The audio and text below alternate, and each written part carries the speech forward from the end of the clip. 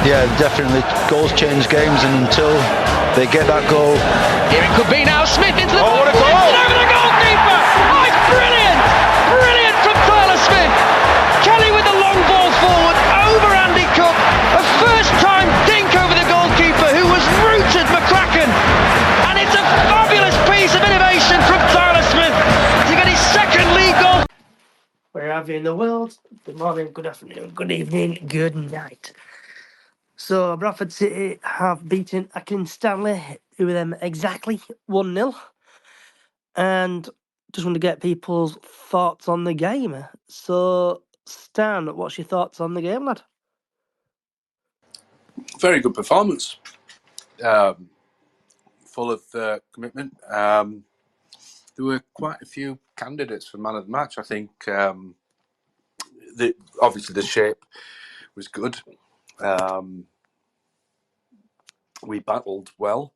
I thought we were the better side, definitely. I think they didn't really kind of cause us any problems. And as Graham Alexander said, we kind of ground out the result that we needed to. But I think there could have been any of 3 or 4 as man of the match.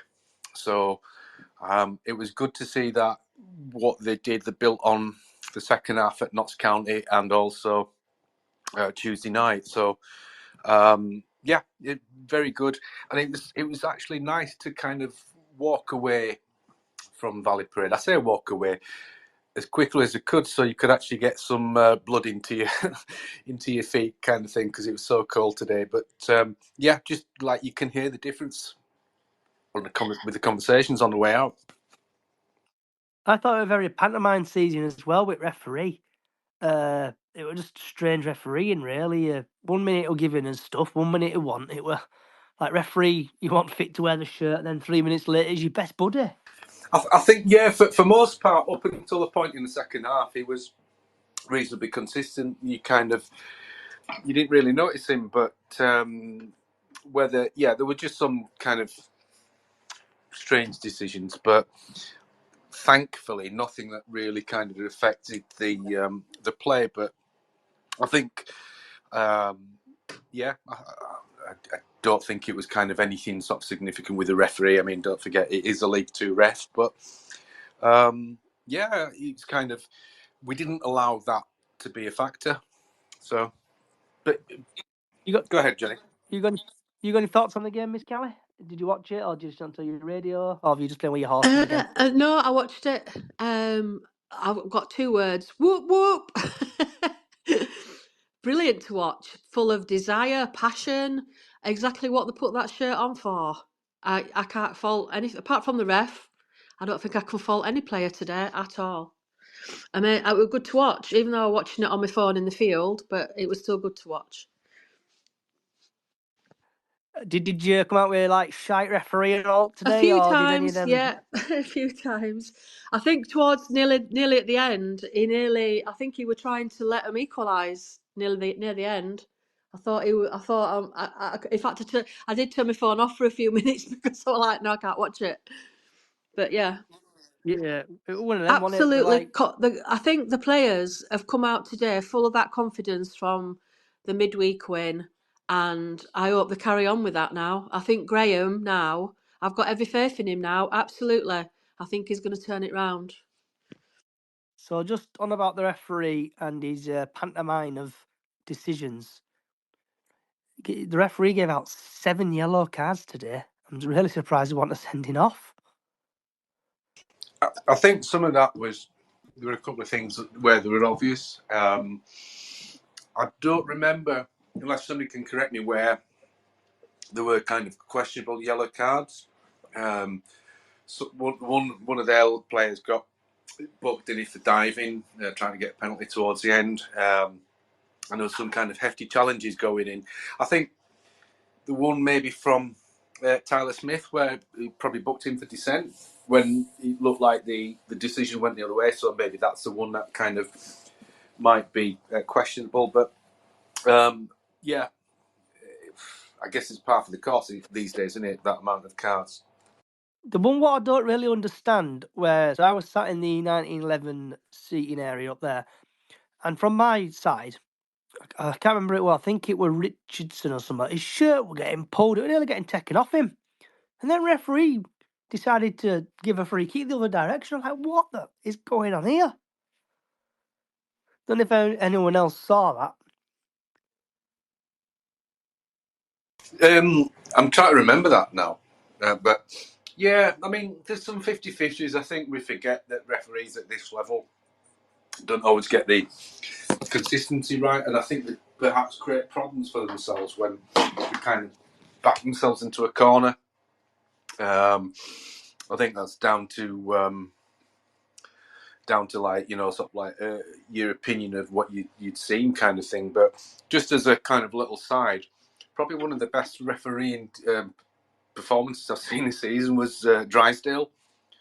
If anyone remembers that game where that's a swear word round here, Drysdale. Well, it might be, but to be fair to him, he probably had the one game where you can think, yeah, actually, he refereed that really well.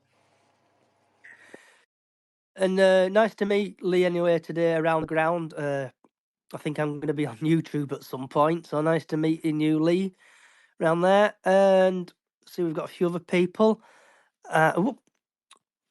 Mr. Chu, what's your thoughts on the game? Are you there, Liam? Oh, yeah, can you hear me? It sounds like you're in like a Dalek or something. I'm in the car. Sorry, it's all these tennis balls. I can't move for all these tennis balls. Or you smuggled them in. Oh, what a set of dafties. Absolute mugs. They've made themselves look ridiculous with this. 100% agree with you there, mate. 100% agree. I wait at 7th minute. I looked in the northwest corner and I looked in the cop and I did not see a single tennis ball, and I thought you had no balls. There wasn't one. You all let us down. There wasn't a single one. And now the Rupp Out account has changed his tune, and he said that they've made the club aware because the club were searching people on the door, and that means that it's a success. No, the other day they said that the reason they were doing this is because Ryan Sparks apparently does not tell Stefan Rupp what's happening at this club. So they were throwing tennis balls on to get Stefan Rupp's attention. If they're right about what they say, how on earth is Stefan Rupp going to know that someone got searched on the way into the northwest corner? Absolute dafties. They've made themselves look ridiculous, and they've shown that there's actually, Twitter is a tiny percentage and a minority of the fan base. It's, do you know what I mean? We've gone. Can I just say as well, the guy that runs that account on Twitter, the Rupp Out Frank one, actually posted a picture of him walking an hour about 4:15. He was walking out of the game and walking home. Wait, is it him that runs that account? Does Frank run that account? I'm not sure. It says that it's called on Twitter Rupp Out, and then it says #Frank. Oh yeah, no, That's there's the two. one that There's was two. posting. There's two. So there's an actual Rupp Out account. He left. Yeah, he left. Yeah. But again, it's just, look, it's laughable, really. Let's be absolutely honest. Well, he missed the goal at end of the day. Of course he did. He missed one of the football more fooling. We should have probably won 3 or 4-0 today. I do think we deserved it. We played really well, but do you know what? It's probably one of the best performances we've put on in a long time. For me, I'll say this: I think if Ash Taylor can put that performance in every single week, then I have no issue with Ash Taylor starting in that back four, because he was phenomenal. Just going back to the Rupp Out, if anyone noticed on Twitter, it said something about tennis balls, and then on his Facebook it went about like protesting at the director's entrance. Well, they did neither. So none of them happened, did it really? So the balls lit up and no bottle.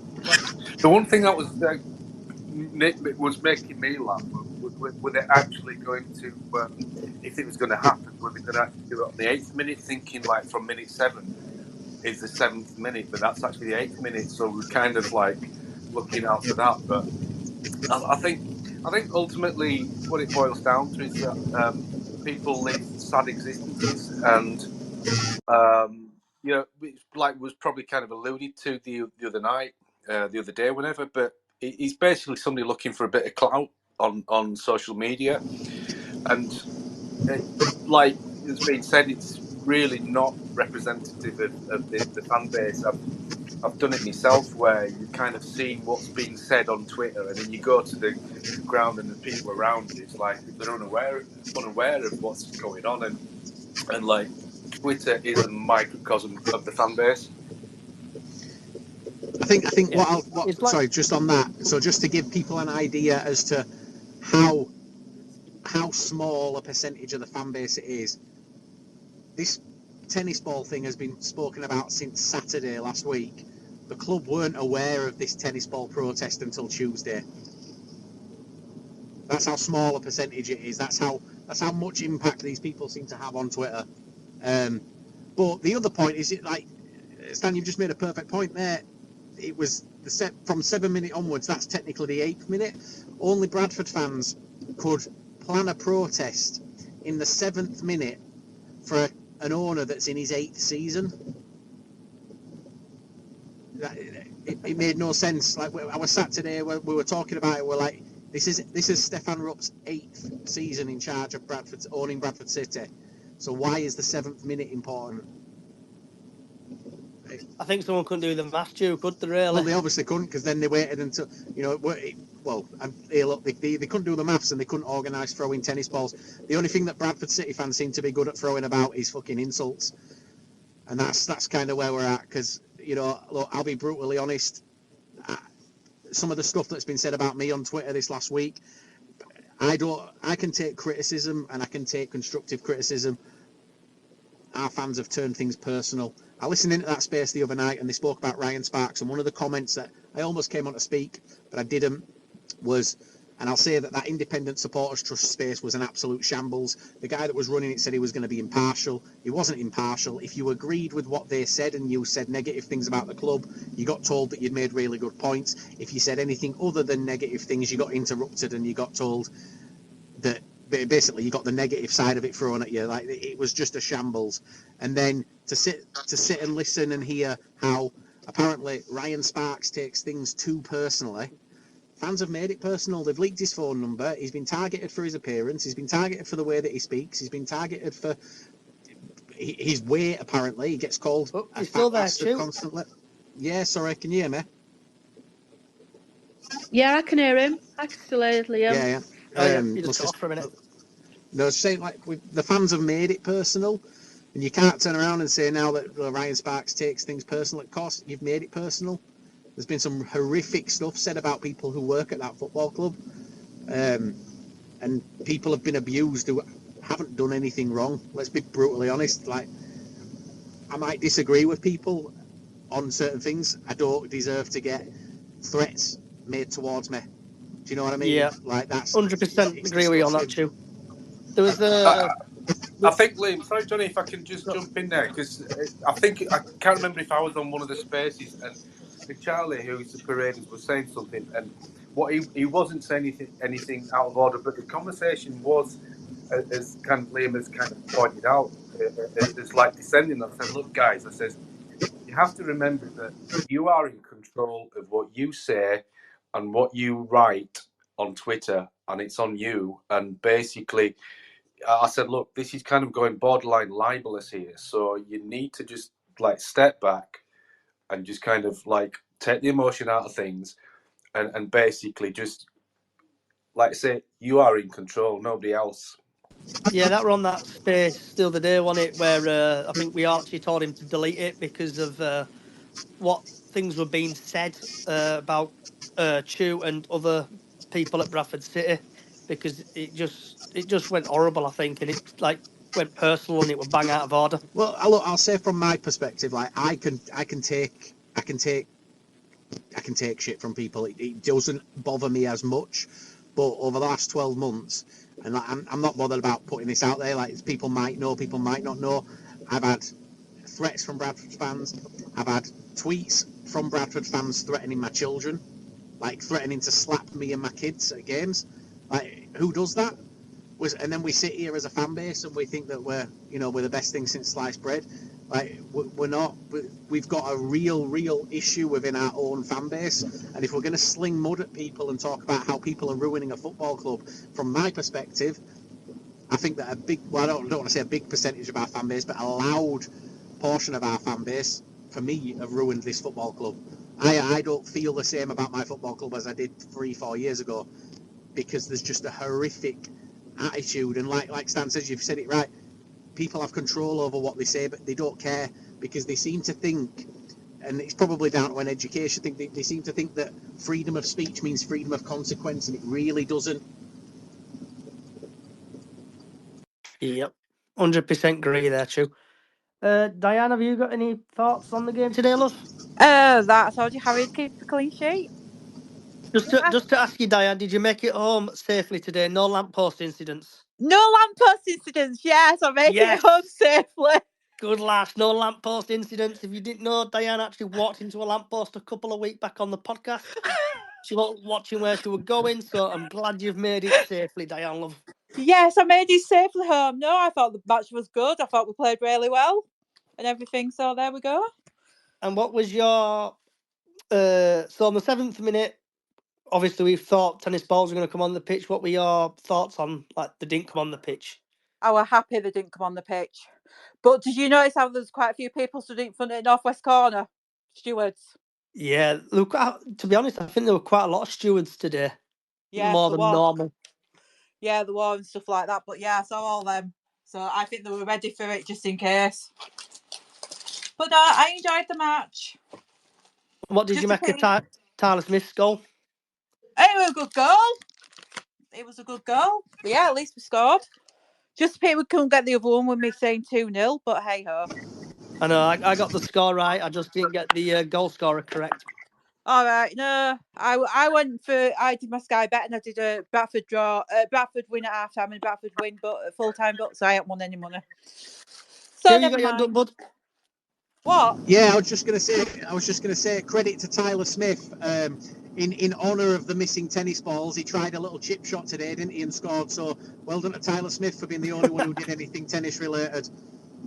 Yeah. Have you got any thoughts on Raj? Yeah, I thought today we played all right. We did what we had to do to contain them. It's pretty even stats wise, and I thought we did create some half decent chances. And the one goal that we scored, I think their defense kind of got mixed up when that ball went down the line from Kelly, and Tyler Smith reacted, and it was a great finish.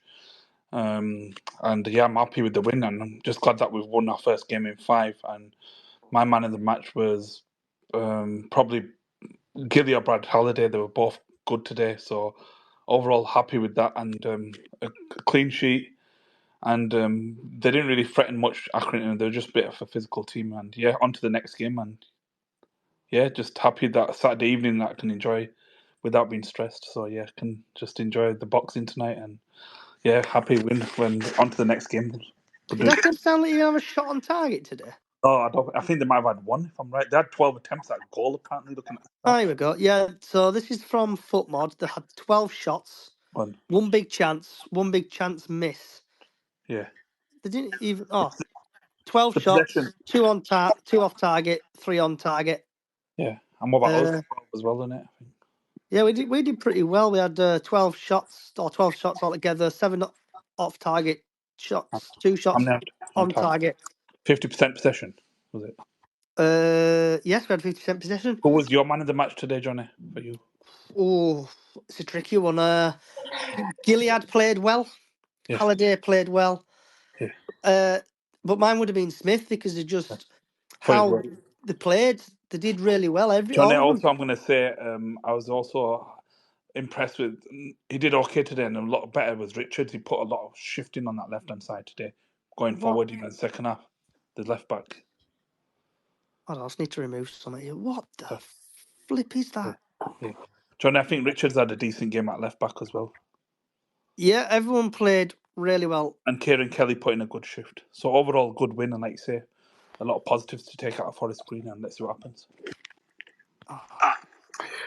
Raj, interesting that you mentioned Brad there and Gilly, because I think for me, Brad has been a fantastic player of the season so far, and also him and Jamie Walker have done really well, and we've had like Bobby, but I think they've got a good understanding. Him and Jamie Walker, I think. Yeah, kind of basically, So like any combination with Brad and Jamie, they've been like real kind of Good. fulcrums down that side. I think It seems like they've got a very good understanding, and it seems like they've known each other's game for quite a while. I like the link with them too on that side.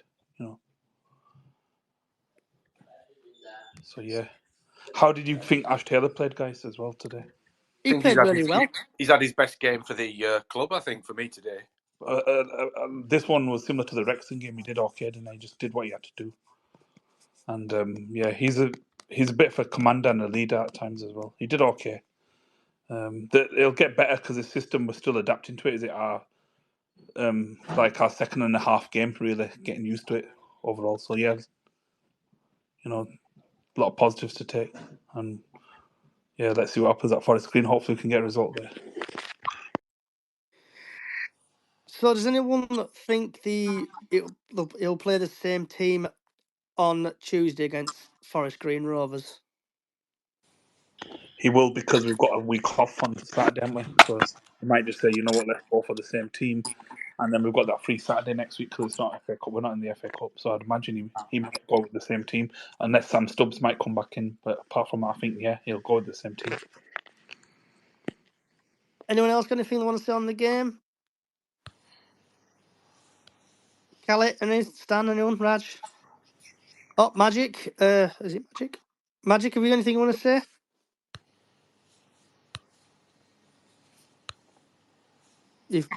You've requested Magic, are you there?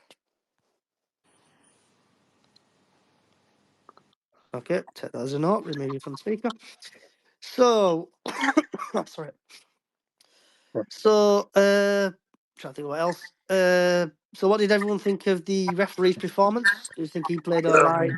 I thought he was a very, very average, and he wasn't really giving us much. I think there was one in the second half where Tyler Smith got fouled and he gave it the other way. And I thought, how did he give that? Down towards the corner flag on the left-hand side. Did you see that, Johnny? The referee just really annoyed me today by a really pantomime performance. It was, yeah. He was average, and I thought in the second half he gave us the odd free kick. I think he gave us one towards the end when they fouled our player, and the crowd started, and then the Accrington fans started singing, "You're not fit to referee back." And I said to someone next to me, I said, "We knew that 20 minutes ago." Yeah.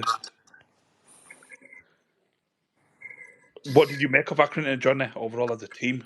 I really thought they were poor today.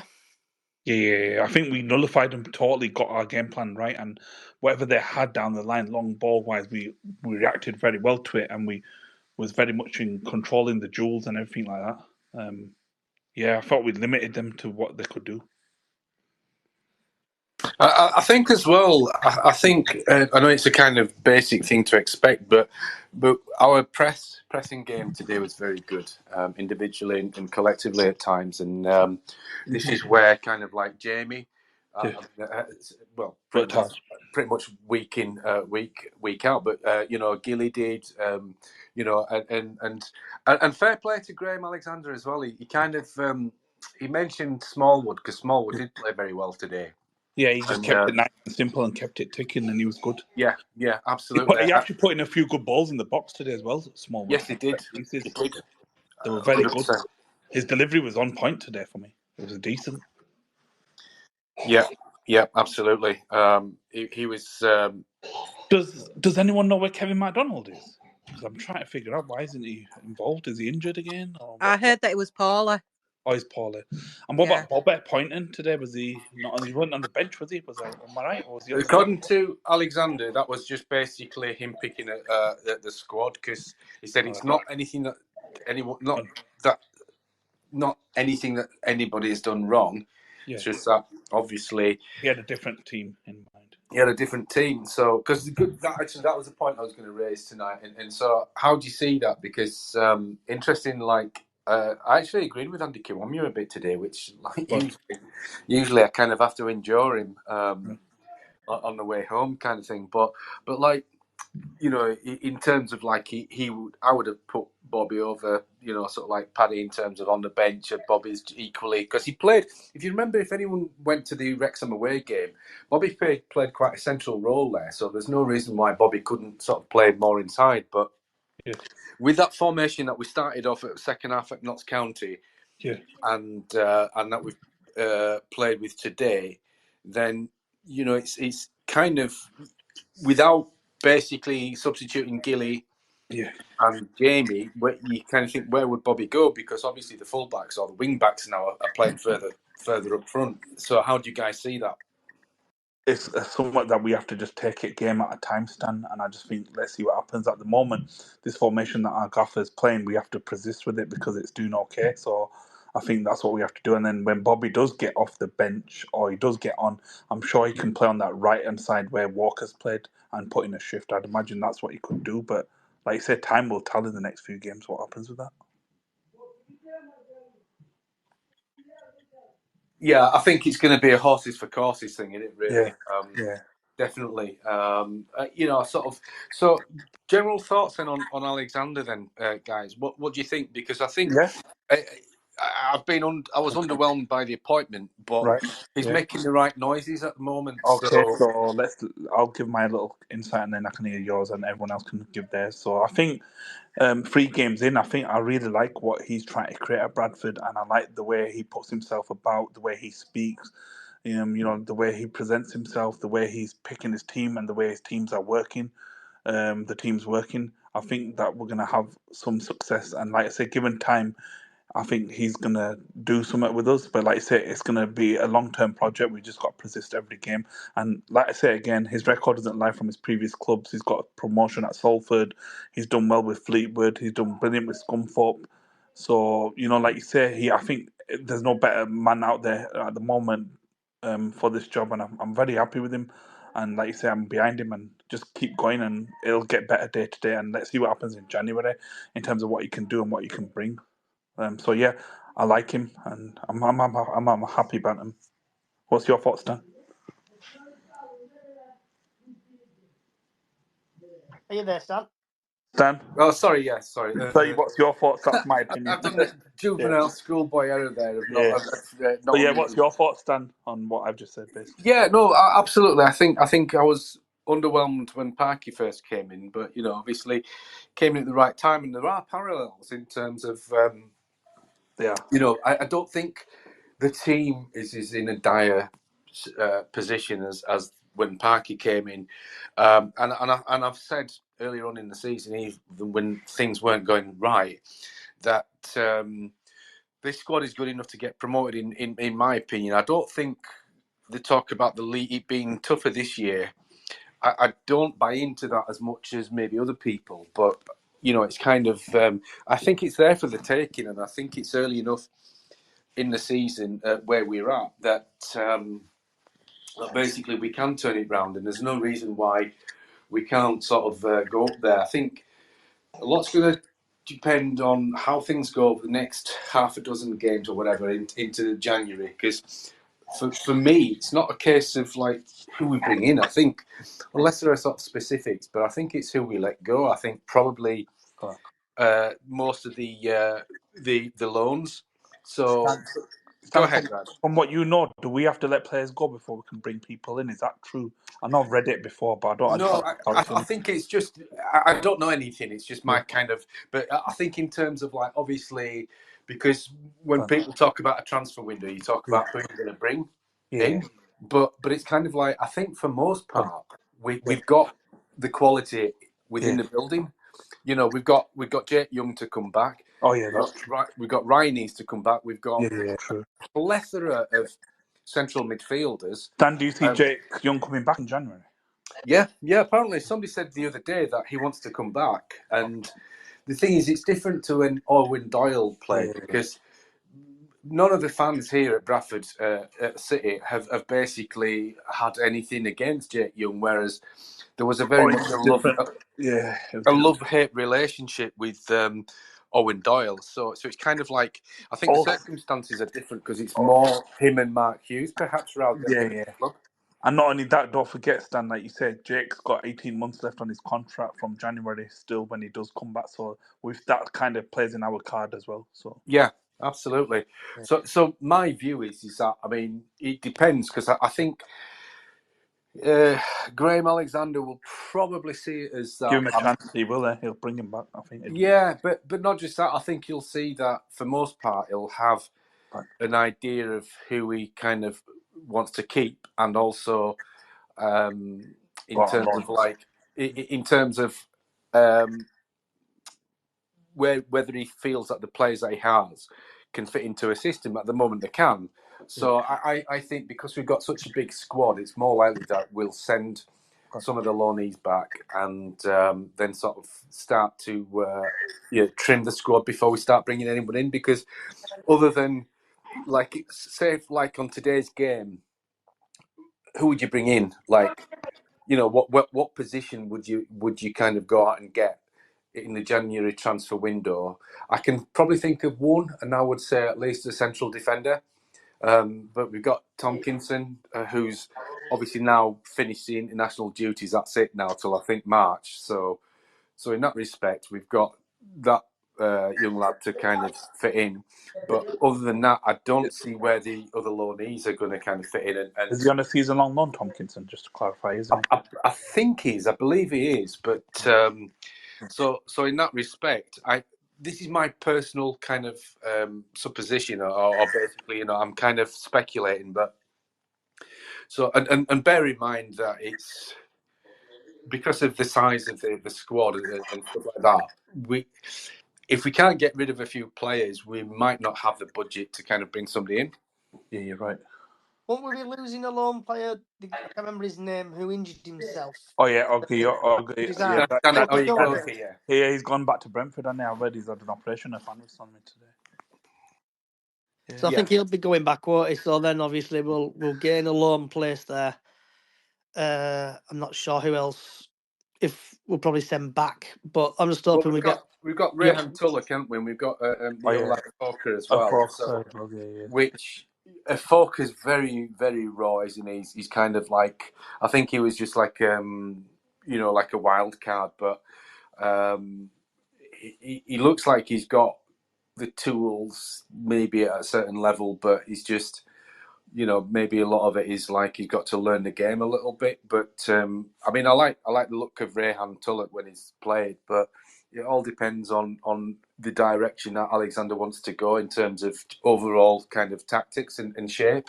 Although he did say that it would be fluid, it's kind of like, yeah. So in terms of loanees, I would keep Tomkinson and Tulloch if they're going to be anywhere near the first team.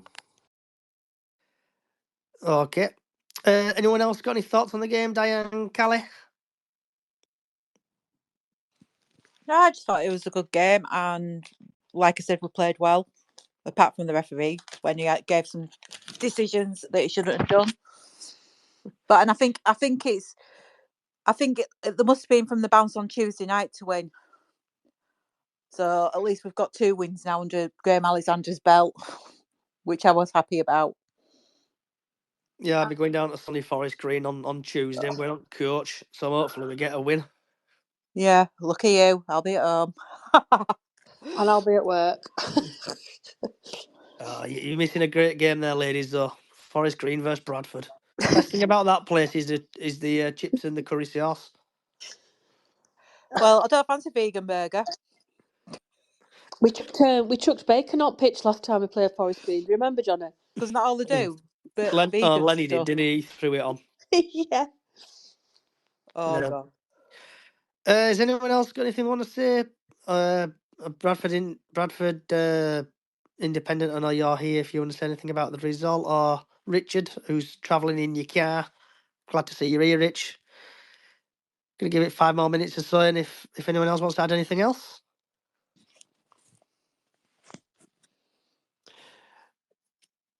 So, Stan, Diane, and Callie, if you're up for it, we're gonna do a Forest Green preview on Monday at 7 o'clock, if that's all right with you guys.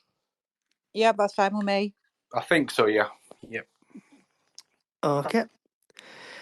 Any last words, guys and girls? Just onwards, Not for me. Onwards and upwards. 6 points off playoff position. We've got to be positive after that, haven't we? Yeah. But we can turn it round. I think it's so early in the season. I mean, it's not the start of the season, but it's early enough that there's so much to play for, and I think for me, we should be going for promotion this year, despite what's happened already. So just looking at the league table, where are we? We're currently we've gone up to 14th place on 23 points. So 23, 24, 25, 26, 27, 28, 29. So according to my abacus, we're 6 points 6 points away from the playoffs. Right. Anyone else got anything else they want to say before we disappear? Okay, tell us a no. Push that button. Right, thanks for listening, everybody. Also, if you want to hear some more, we've got Bradford City Up the Chickens podcast on Spotify and other Spotify providers. Also, Brace Hodge 1 on YouTube. And also, Bradford City Up the Chickens on Facebook. Wherever you are in the world, good morning, good afternoon, good evening, good night.